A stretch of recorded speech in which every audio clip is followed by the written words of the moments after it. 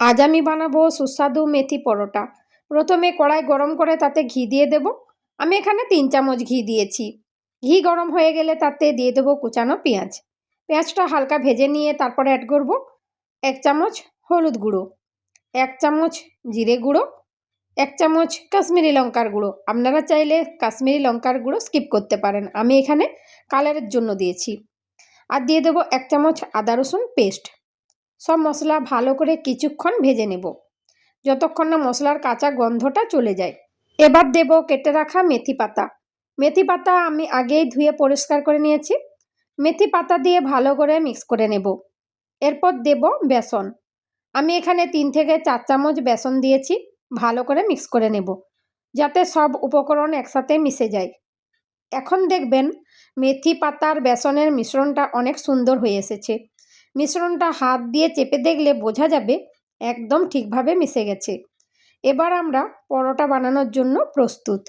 এবার একটি মিক্সিং বোলে নিয়ে নেব 2 বাটি গমের আটা। স্বাদ মতো নুন দেব। এরপরে দেব জোয়ান। সবশেষে দেব ভাজা মেথি পাতা। ভালো করে সব উপকরণ মিশিয়ে নেব যেন সুগন্ধ বের হয়। এরপর দেব কুচানো ধনেপাতা। ভালো করে হাত দিয়ে মিশিয়ে নেব যেন সব উপকরণ একসাথে মিশে যায়। ধীরে ধীরে জল দিয়ে মেখে নেব।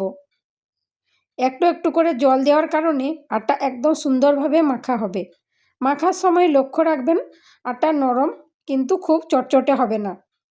মাখা হয়ে গেলে আটা সহজে ছড়াবে না এবং সুন্দর মসৃণ হবে। একদম নরম ও মসৃণ হয়ে গেলে আমাদের মেথি পরোটার আটা প্রস্তুত। এবার আটা থেকে এক একটা করে লেচি নেব। লেচিগুলোকে গোল গোল করে বানিয়ে নেব। একটা লেচি নিয়ে শুকনো আটা ছিটিয়ে ভালোভাবে বেলবো। সবগুলো লেচি একইভাবে বেলে নেব। এরপর তাওয়া গরম করে নেব। একটা বেলা করা পরোটা দিয়ে দেব তাওয়ায়।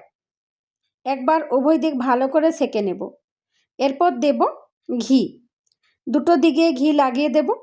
এভাবে একটা পরোটা তৈরি হয়ে গেল। তুলে একটা প্লেটে রাখবো। আবারও গরম তাওয়ায় একটি বেলা করা পরোটা দিয়ে দেব তাওয়ায়।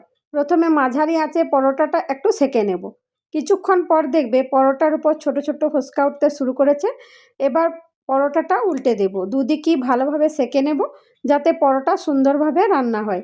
এবার পরোটার উপর সামান্য ঘি দেব।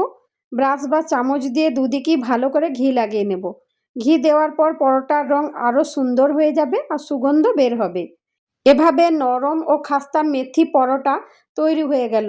এরপর আবার একটা বেলা করা পরোটা তাওয়ায় দিয়ে দেব।